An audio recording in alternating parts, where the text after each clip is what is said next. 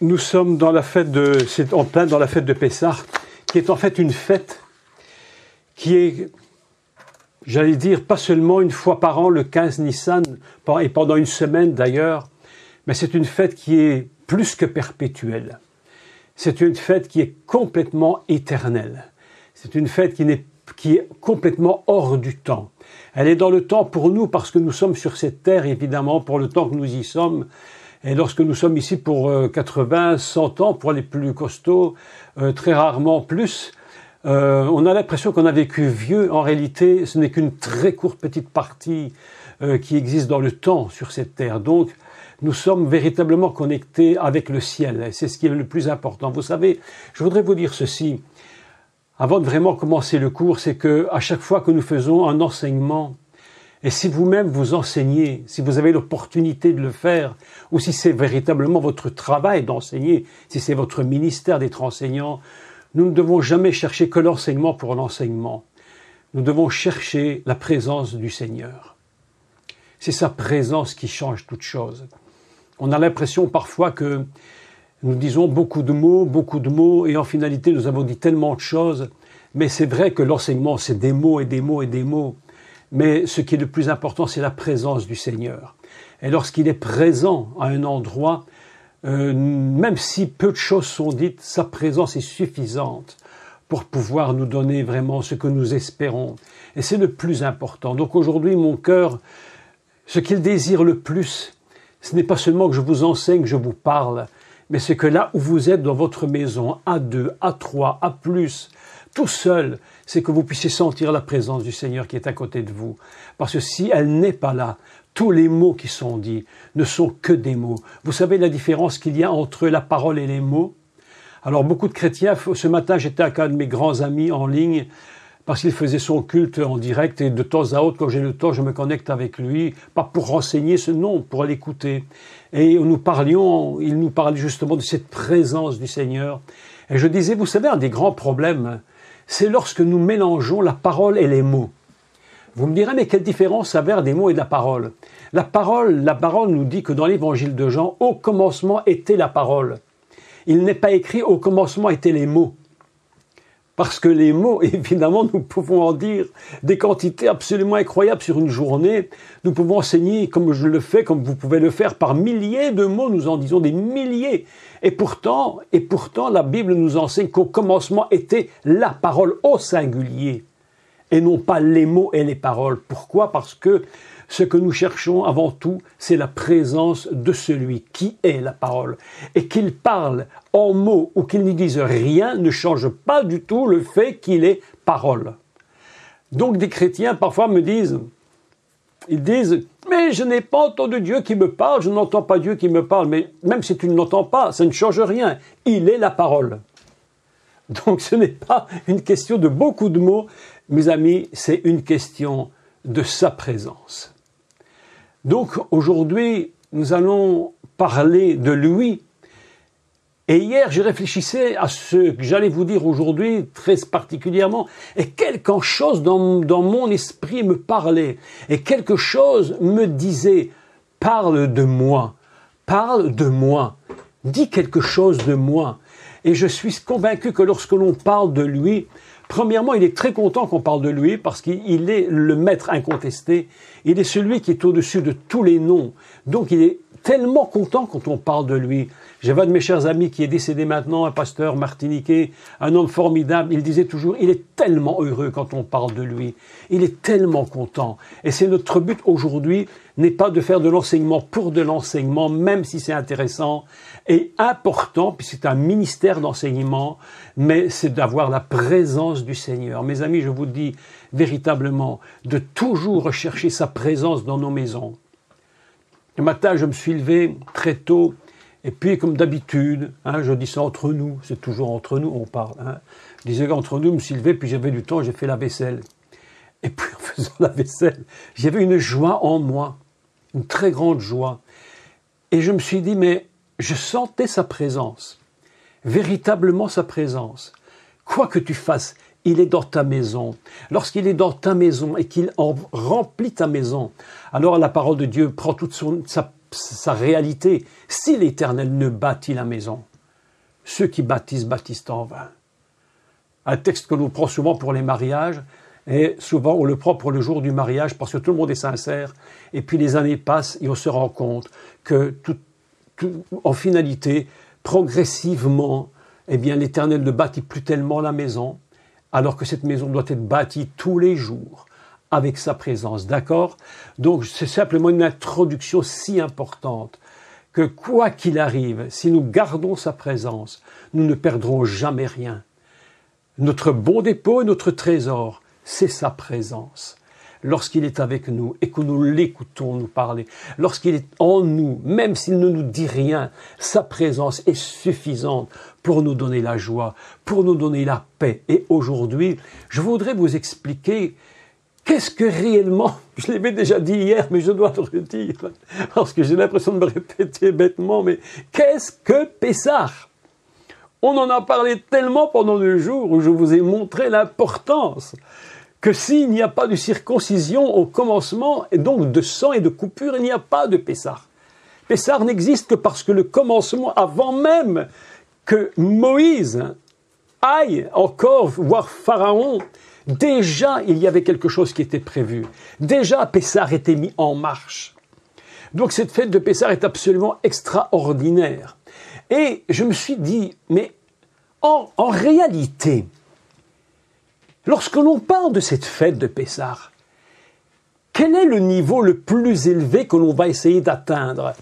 Et évidemment, c'est quelque chose d'absolument fabuleux qui est enseigné dans l'Église. C'est la mort du Messie sur la croix, évidemment, puis sa résurrection. Ça, c'est le summum de Pessah. Mais pourquoi cette fête existe-t-elle? Pour quelle raison le Messie devait-il mourir? Et pour quelle raison devait-il revivre? En réalité, l'homme pouvait pécher, et Dieu aurait très bien pu dire, tu as péché, tu meurs, et puis on en reste là. Le but est raté, c'est fini, on continue plus. Parfois, s'il y a des professeurs, ils vont travailler avec leurs élèves, puis si l'élève ne veut vraiment rien faire, on lui dit, écoute, tu ne veux rien faire, arrêtons-en là, et puis c'est terminé. Donc vous voyez bien qu'au-delà de la croix, écoutez bien ce que je vais dire, parce que c'est absolument très important, mais au-delà de la croix, il y a un autre but que Dieu cherche. Vous me direz, mais quel est ce but au-delà de la croix? Il n'y a rien plus grand que la croix, que la mort du Messie et sa résurrection. Je dis oui, c'est vrai. Mais pourquoi est-il mort et ressuscité, mes amis? Pour atteindre un but. La mort et la croix n'est un moyen que Dieu a mis en place, un moyen absolument, j'allais dire, gigantesque dans tout l'univers, mais pour atteindre un but. Quel est le but, mes amis, de la croix? Mais bien, mes amis, c'est de nous faire retourner en Éden avant la faute. C'est ça le but. Le plus grand but, c'est que Dieu a déterminé une fois pour toutes dans son ciel et dans son monde à lui que son Adam vivrait avec lui dans l'éternité, dans ce qu'on appelle le Gan Eden. C'est le but qu'il s'est fixé. Et il a dit, pour atteindre un tel but, il n'y a aucun autre moyen que d'envoyer le Messie pour mourir, d'abord pour naître, pour pratiquer un ministère dont nous avons largement déjà parlé dans les années précédentes, et qui va englober tout le secret de Pessah, pour enfin donner sa vie pour son peuple et son épouse, pour le ressusciter avec lui et l'emmener où? Dans le Gan Eden. Donc, vous voyez qu'en réalité, le but le plus élevé de Dieu, qui est la croix, le moyen, je dirais, le plus immense qui ait jamais existé, il n'en aura jamais un de plus grand, c'est le summum de tous les œuvres de Dieu. Mais mes amis, c'est pour un but, parce que Dieu a dit cette phrase que tout le monde connaît tellement, et qu'on nous rabâche, qui est devenu presque un leitmotiv un peu répétitif, Jean 3,16. Car Dieu a tant aimé le monde. C'est le secret de Pessah, cette phrase. Car Dieu a tant aimé le monde, qu'il a donné son Fils, son unique, son Béror, afin que quiconque ne meure pas, mais qu'il ait la vie éternelle, c'est-à-dire qu'il fasse un retour dans le Gan Eden avant la faute. C'est pourquoi soyez prudents. Lorsque vous entendez des prédicateurs qui viennent vous ressortir de l'Éden pour vous remettre dans le Sadé, là où ils ont été exilés, en vous disant c'est la grâce de Dieu, non, non, non, non. Lorsque le Messie est mort, c'est pour nous ramener avant la faute. Et c'est pourquoi le Messie fera lui-même la réparation. Il va faire le retour, le tikkun, la réparation pour nous prendre avec lui et nous ramener au commencement du commencement de l'univers et de l'Adam dans le Gan Eden. C'est ça le but de Dieu. Vous me direz, mais il fallait vraiment que Dieu aime son monde.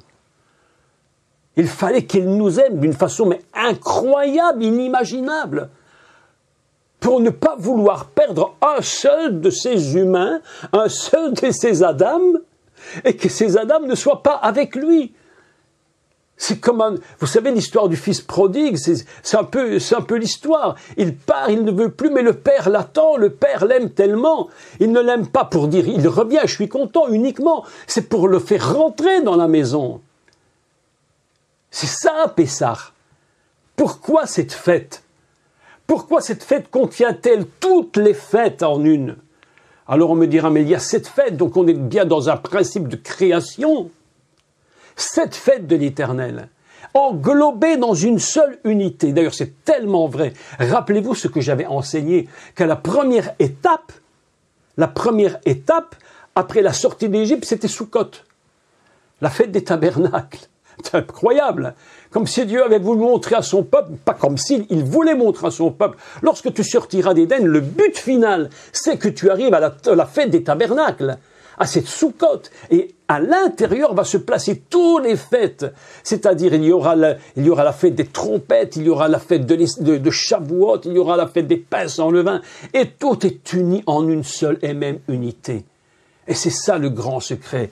Le grand secret du... Mais encore la question qui se pose maintenant, écoutez, elle est absolument extraordinaire. Pourquoi le Gan Eden et pourquoi le Gan Eden est-il si important pour Dieu? Voilà une question. Est-ce que Dieu n'aurait pas pu dire, écoutez, franchement, si vous lisez le texte, il est écrit que l'homme a été créé où? J'allais dire, au niveau Hollywood, il a mis l'homme dans le jardin tout de suite. Une espèce de Superman magnifique, Miss Univers incroyable, elle est belle comme pas possible.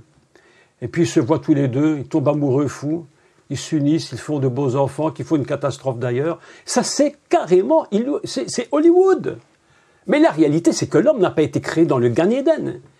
L'homme a été créé dans le Sadé. Et il dit, et l'homme prit, et Dieu prit l'Éternel, prit l'homme, et il le mit dans le jardin. L'amour de Dieu est tellement grand pour son Adam, que si nous ne comprenons pas l'amour de Dieu pour sa créature, dire je te prends là où je t'ai créé, et je te mets dans un lieu magnifique, extraordinaire, qui s'appelle le Gan Eden, qui représente et qui tient en lui mais une quantité absolument fantastique.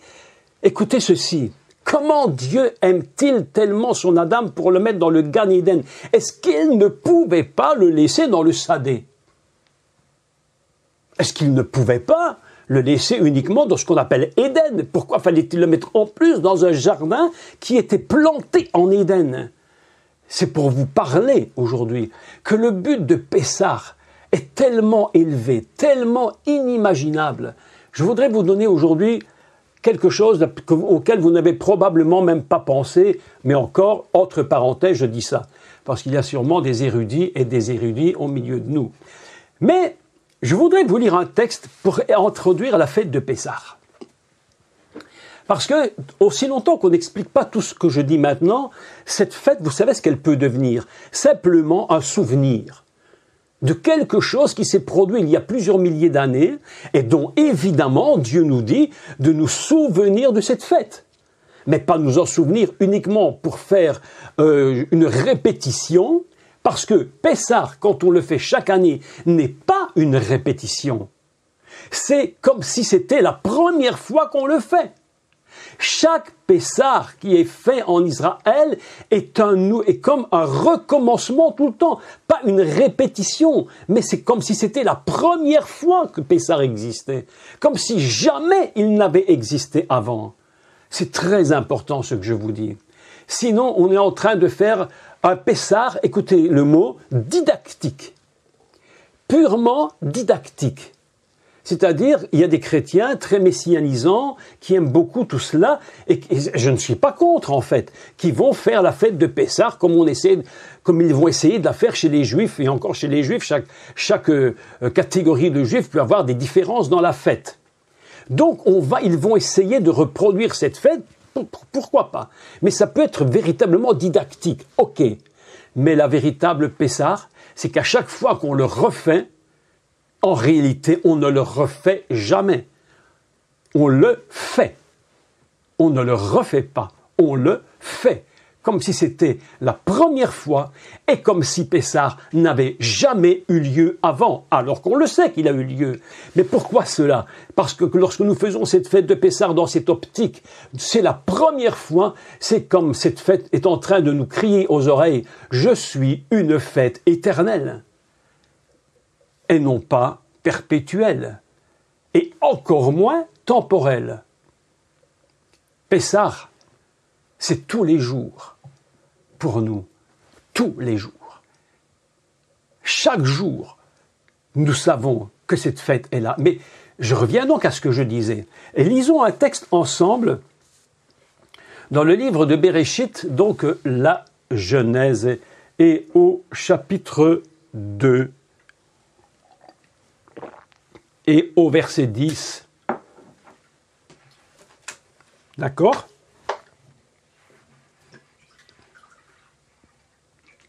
Vous avez pris votre Bible, soit en français, soit en hébreu. Je vous laisse le temps de l'apprendre. Et je vais vous montrer quelques particularités de ce très court verset pour vous montrer à quel point l'Éden est important pour Dieu. Comment? Parce que premièrement, c'est son royaume, c'est son lieu à lui, et il prend l'Adam et il le met dans son lieu à lui. Et nous lisons donc Bereshit 2, 10. Ve'na'ach yotse me'eden le'ashkot et Hagan. Et je relis. Ve'na'ach yotse, et un fleuve sortait. Me'eden, depuis l'Éden, les Ashkot pour arroser, et Hagan, le jardin.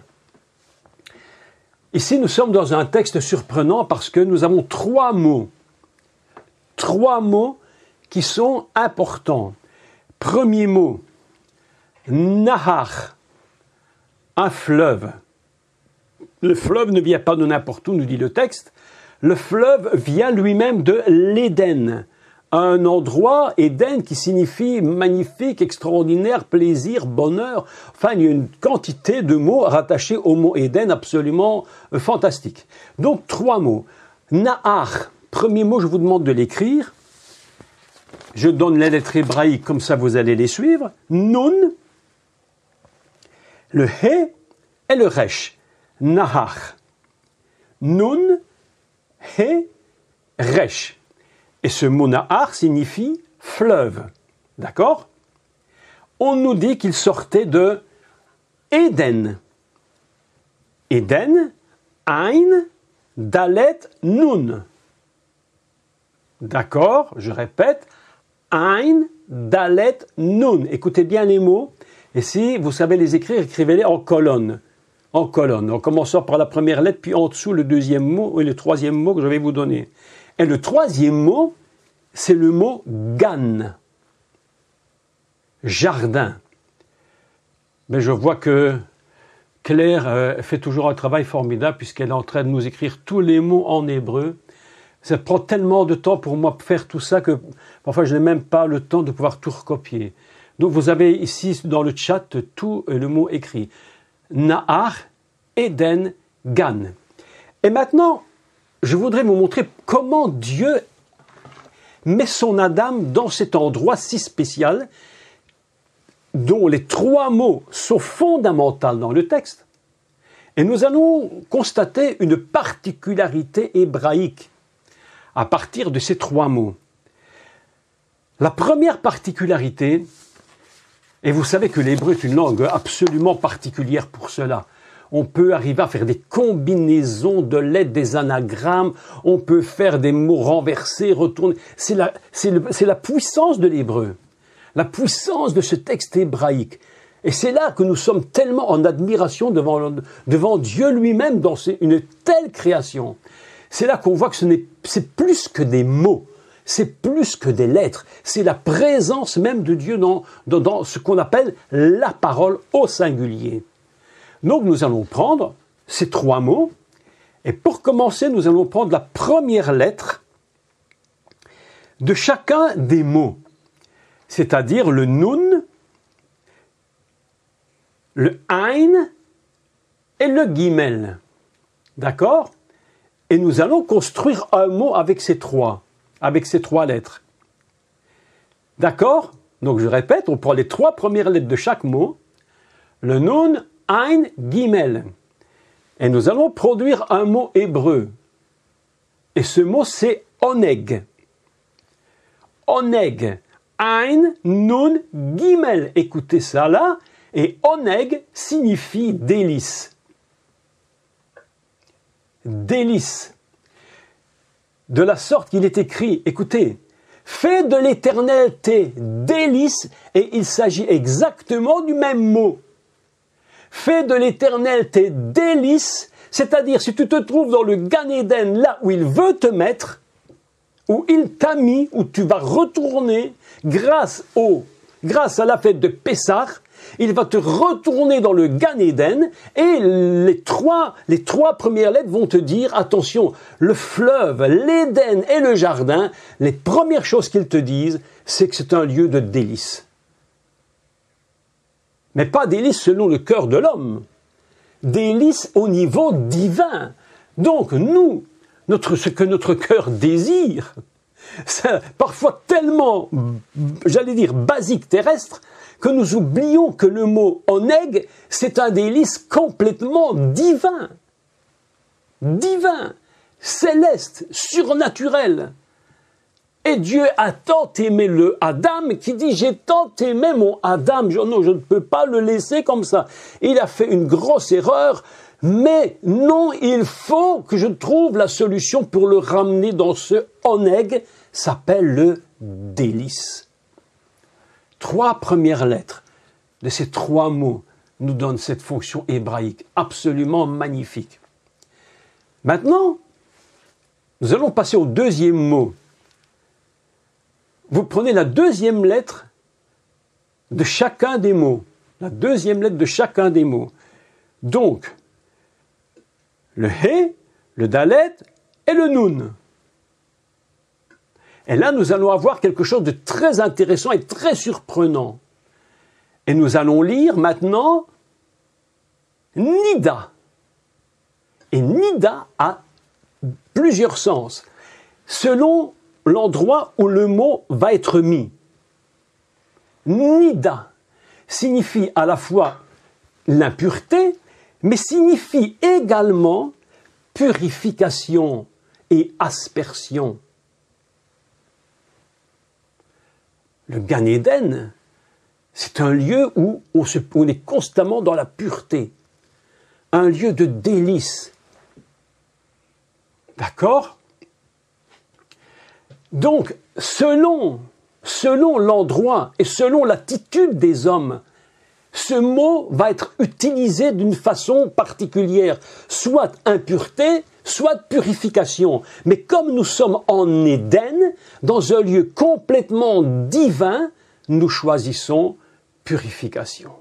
Je suis dans un endroit où tout est totalement pur. Nous n'avons même pas l'idée, mes bien-aimés, je vous le dis sincèrement, nous n'avons même pas l'idée de ce qu'est la sainteté de Dieu. nous essayons de comprendre, parce qu'on essaie, nous, de nous sanctifier, ce qui est normal et juste. Et on dit, ben aujourd'hui, j'ai l'impression d'être un peu plus sanctifié qu'hier. Ok. Mais cette sanctification qui est vraie est nécessaire. Mes amis, elle ne nous reflète même pas ce qu'est réellement le ciel. Le délice du ciel, nous n'en avons aucune idée. Parfois, les gens ont peur d'aller au ciel. Ils disent, mais je ne veux pas mourir, qu'est-ce qui se passe là-bas, qu'est-ce qui va arriver? Mais si nous avions ne fût-ce qu'un petit flash minuscule d'une fraction de seconde de ce qu'est le délice selon le cœur de Dieu et la pureté selon le cœur de Dieu, mais mes amis, on dirait, Seigneur, mais viens nous chercher tout de suite, on ne veut plus rester ici. Ah, est-ce que vous êtes d'accord? Mais je vous dis la vérité. Je vous dis la vérité.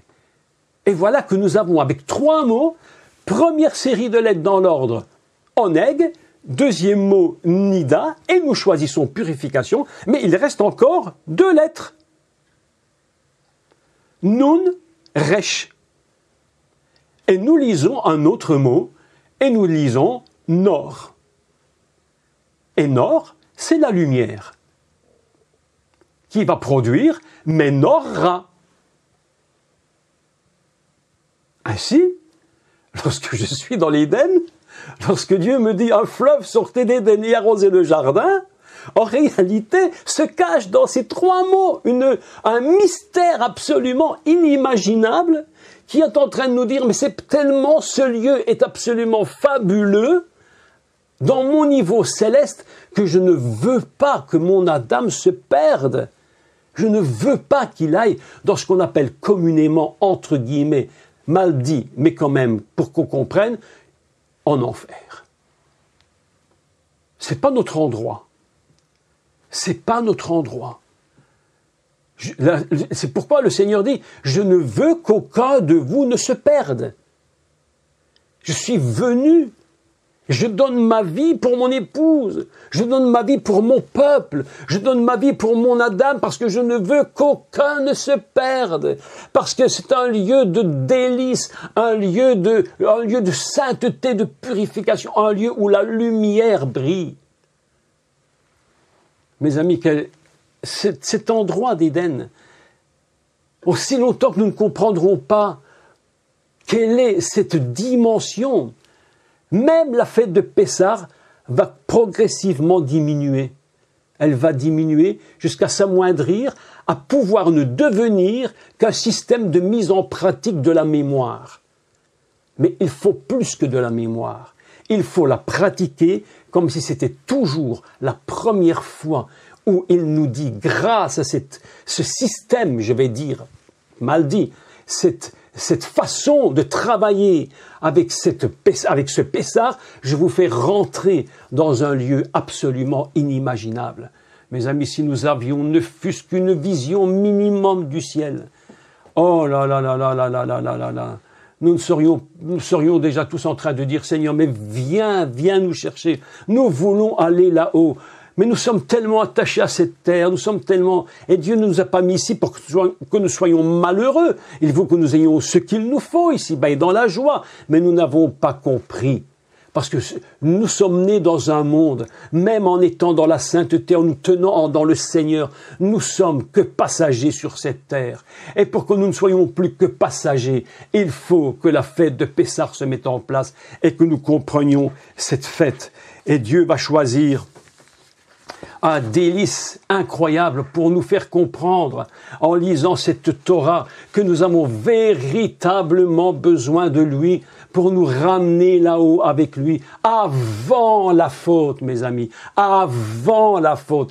C'est pourquoi Pessah est une fête des souvenirs, une fête de souvenirs extraordinaires. Et surtout, je vais vous dire autre chose, une fête de l'oubli.